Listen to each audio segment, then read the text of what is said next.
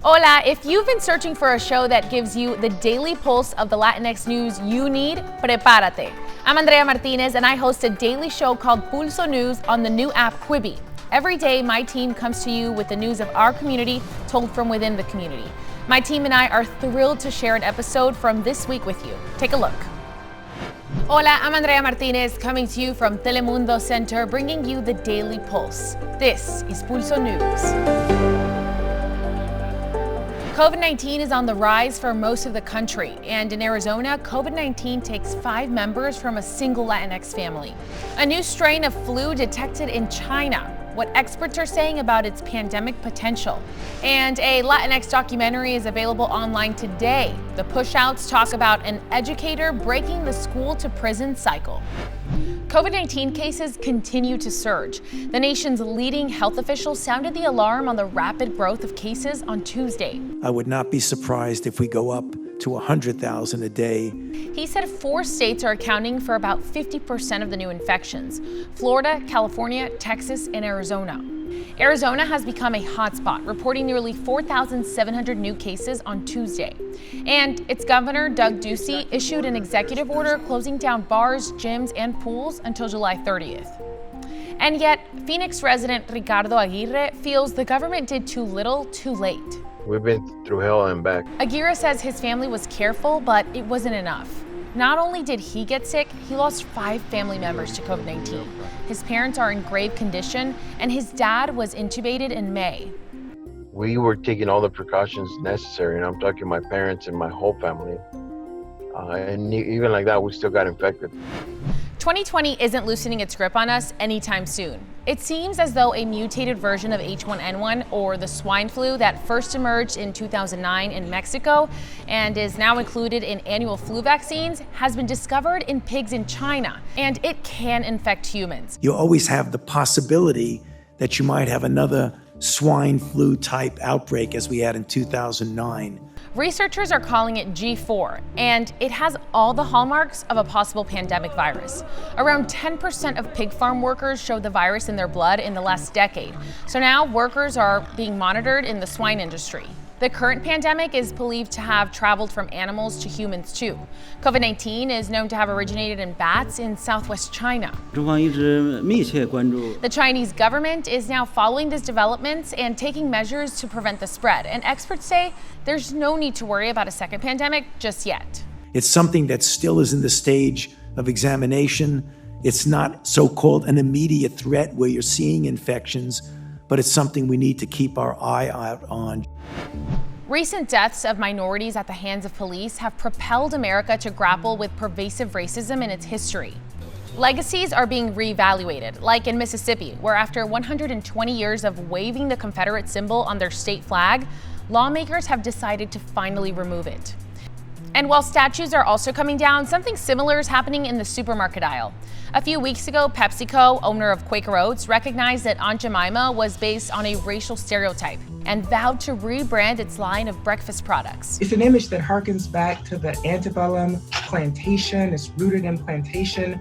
Aunt Jemima is that kind of stereotype that is premised on this idea of Black inferiority and otherness. Soon after that, 3 more companies said they'll be reviewing some of their brands as well. What it comes down to is simple dollars and cents. What we see now is a large multiracial coalition, predominantly white consumers, also saying that these changes need to happen. This is bringing more pressure to teams like the Washington Redskins to change their name. A Native American group now urging the players of the NFL franchise to sit out the season until that change comes about.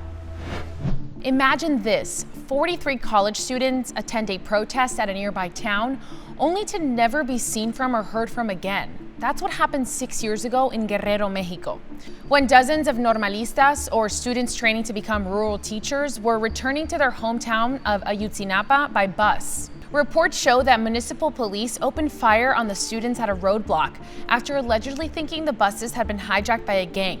Los normalistas fueron privados de la libertad, privados de la vida, incinerados y arrojados al río San Juan en ese orden. Then President Enrique Peña Nieto rushed an investigation that his attorney general presented as the historic truth. In it, they claimed that municipal police seized 43 of the students, turned them over to the Guerreros Unidos cartel, and that the cartel later incinerated them. Independent investigators from the Inter-American Commission of Human Rights quickly pointed to flaws in the report, but both investigations did agree that not only was the municipal police of Iguala involved, but also the mayor's office and organized crime. This week, the Mexican government announced the detention of José Ángel Casarrubias, the member of the Guerreros Unidos cartel, and an additional 46 arrest warrants were issued against public employees from the state of Guerrero. For the parents of the disappeared, it's just one step toward closure. Llegar a la verdad y castigar a los responsables, esperando siempre que la justicia llegue. Many factors contribute to the school-to-prison pipeline, like no-tolerance school discipline policies that severely impact minority children and rough upbringings. Victor Rios grew up in Oakland, California, in a poor and abusive home. He joined a gang at 13 in order to feel some acceptance and confidence. He was arrested several times for stealing cars and selling heroin. I told myself, man, school is not for me.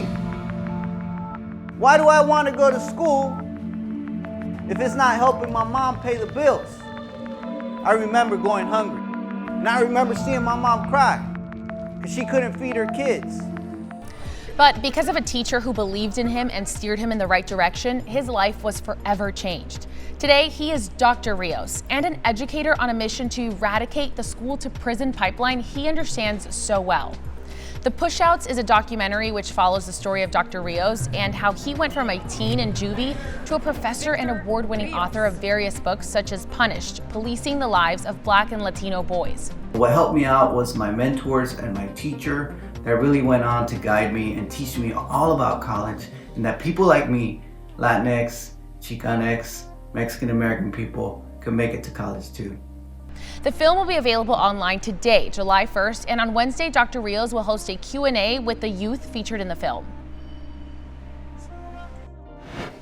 We're keeping the pulse on the vicious cycle of student debt hitting our communities. The latest on the search for Vanessa Guillen, the Latinx soldier disappeared from Fort Hood. And get ready for Planeta G, a new talk show bringing together Latinidad and climate justice. Nos vemos mañana. That's a taste of Pulso News. Our newscast is brought to you through the voices of Nuestra Gente, and it's up every morning, Monday through Friday on Quibi. To watch more, click the link in the description below and download the Quibi app free to you for 14 days. If you're outside the US and can't find us just yet, keep an eye on the app porque Quibi is always expanding. Hasta mañana.